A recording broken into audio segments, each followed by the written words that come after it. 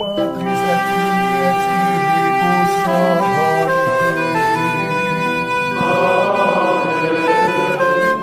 Dominus vobiscum. Sahabat peradaban kasih ekologis yang terkasih, selamat berjumpa dalam renungan harian bersama saya, Romo Alawis Budi Purnomo PR, melalui channel. Semoga panjenengan selalu sehat, tetap semangat tanpa sambat, dan selalu bahagia, kebahagiaan yang bersumber dari Tuhan Allah kita. Panjenengan semua yang mengikuti renungan ini yang saat ini mungkin sambil mempersiapkan segala sesuatu sepanjang hari ini, dalam doa panjenengan berkenan pada Tuhan, panjenengan yang mendengarkan dan mengikuti renungan hari ini sambil beraktivitas, mungkin sedang mempersiapkan sarapan pagi, sedang memasak di dapur, masakan panjenengan menjadi bagian dari rasa syukur dan sukacita atas berkat yang dianugerahkan Tuhan untuk panjenengan sekeluarga. Sebelum berdoa, saya sampaikan di sini bahwa doa-doa yang saya buat pada renungan ini tidak saya awali dengan tanda salib, karena tanda salib sudah dibuat di awal renungan ini dalam bahasa Latin yang saya nyanyikan. In nomine Patris et Filii et Spiritus Sancti. Amen. Itu tanda salib di awal renungan. Dan nanti tanda salib di akhir, itu saya sampaikan dalam bentuk berkat pada bagian akhir renungan ini. Ini sekaligus menjadi respon saya untuk beberapa sahabat yang di dalam kolom komentar bertanya, Romo, mengapa tidak membuat tanda salib di awal dan di akhir doa? Doa ini bagian dari keseluruhan renungan harian, sudah dibuat di awal dalam bahasa Latin, dan nanti ditutup tanda salib pada bagian berkat di akhir renungan ini. Maka stay tune, ikuti renungan harian ini dari awal sampai akhir, maka tanda salib ada di situ. Bagian dari keseluruhan renungan harian. Sekali lagi, ini penjelasan yang perlu saya sampaikan. Dan sekarang mari kita bersatu di dalam doa. Allah Bapa yang Maha Pengasih dan Penyayang, yang Maha Kuasa, wafat dan kebangkitan Putramu Yesus Kristus menjadi jaminan keselamatan kami. Perkenankanlah kami mengikutinya dengan setia, sebab Dialah yang hidup dan berkuasa bersama Dikau dalam persatuan Roh Kudus, Allah yang Maha Esa, sepanjang segala masa. Amin. Sahabat peradaban kasih ekologis yang terkasih, mari kita baca Injil Lukas bab 4 ayat 31 sampai 37. Sekali peristiwa, Yesus pergi ke Kapernaum, sebuah kota di Galilea. Di situ ia mengajar pada hari-hari Sabat. Orang-orang takjub mendengar pengajarannya, sebab perkataannya penuh kuasa. Di rumah ibadat itu ada seorang yang kerasukan setan. Ia berteriak dengan suara keras, "Hai engkau Yesus orang Nazaret, apa urusanmu dengan kami? Engkau datang hendak membinasakan kami. Aku tahu siapa engkau. Engkaulah yang kudus dari Allah." Tetapi Yesus menghardik dia, katanya, "Diam, keluarlah daripadanya." Maka setan menghempaskan orang itu ke tengah orang-orang banyak, lalu keluar daripadanya, dan sama sekali tidak menyakitinya. Semua orang takjub dan berkata satu sama lain, Alangkah hebatnya perkataan ini. Dengan penuh wibawa dan kuasa, Ia memberikan perintah kepada roh-roh jahat, dan mereka pun keluar. Maka tersiarlah berita tentang Yesus kemana-mana di daerah itu. Demikianlah sabda Tuhan. Terpujilah Kristus.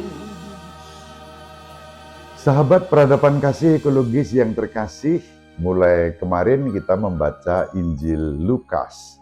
Kemarin saya menyampaikan bahwa awal Yesus tampil di hadapan publik, terutama di kampung halamannya sendiri, ditolak. Lalu saya memberi judul Yesus sebagai pewarta yang gagal. Saya mendapatkan referensi atas judul itu seperti yang saya sampaikan dalam renungan sebelum ini kemarin dari seorang kardinal yang ahli kitab suci dari Milan yang menulis tentang pewartaan Injil sebagai bahan retret untuk para imam. Dan pada bagian itu beliau memberikan tafsiran Yesus sebagai pewarta yang gagal. Ada komentar bahwa sebaiknya tidak menjadi judul untuk video. Terima kasih atas komentar yang disampaikan terkait dengan ini, dan sebagai satu judul tentu ini bukan tekanannya pada Yesus yang gagal. Dalam judul saya katakan meski Yesus sukses kekal, ya, sukses yang abadi, keberhasilan yang abadi, surga dunia, tetapi toh ada yang menyebut bahwa Yesus menjadi pewarta yang gagal. Suatu pertanyaan yang jawabannya tentu saja positif, pasti tidak. Nah, beberapa respons dari komentar itu mengatakan Yesus bukan pewarta yang gagal.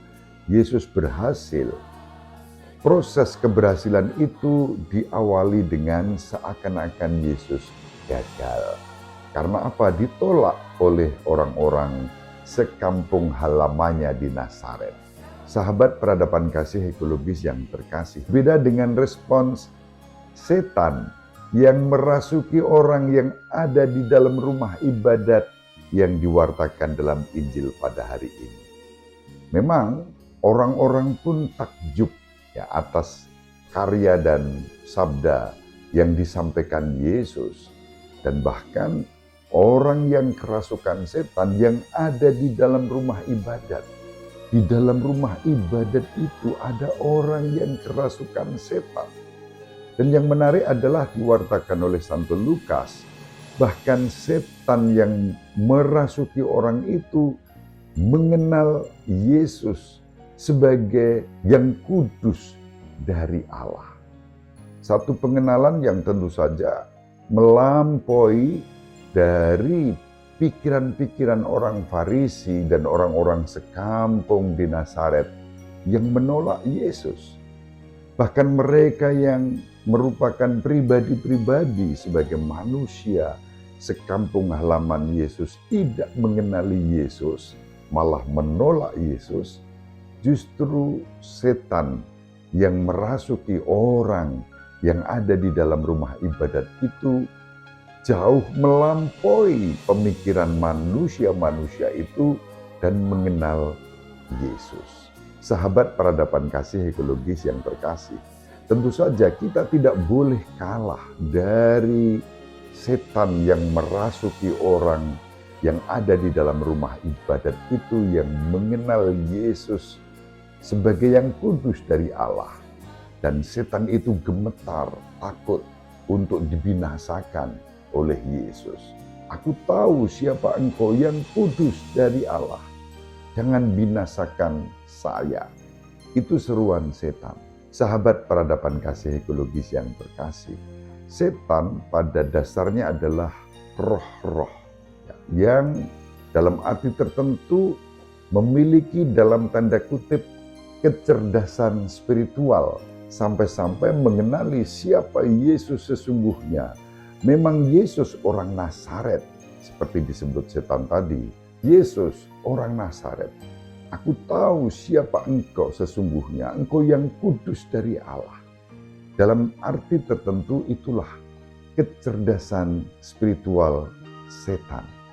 Nah, kita sebagai pribadi-pribadi yang mengenal Yesus, yang mengimani Yesus, harus melampaui pengakuan setan itu. Lebih dari yang diakui oleh setan terhadap Yesus, kita pribadi yang sudah ditebus oleh Yesus mengimani, bukan hanya mengakui, mengimani bahwa Yesus adalah yang kudus dari Allah, yang diutus bukan untuk membinasakan, tetapi untuk menyelamatkan, untuk menebus, untuk membebaskan kita bahkan dari kuasa dan belenggu setan. Itulah sebabnya sebagai murid-murid Kristus, kita tidak perlu takut terhadap kekuatan setan, karena setan sudah dikalahkan oleh Yesus Kristus Tuhan kita. Kita diajak bukan hanya untuk takjub mengagumi Yesus, tetapi takjub, terpesona, dan kemudian mengimani Yesus dan terlibat di dalam karya keselamatan yang ditawarkan kepada kita.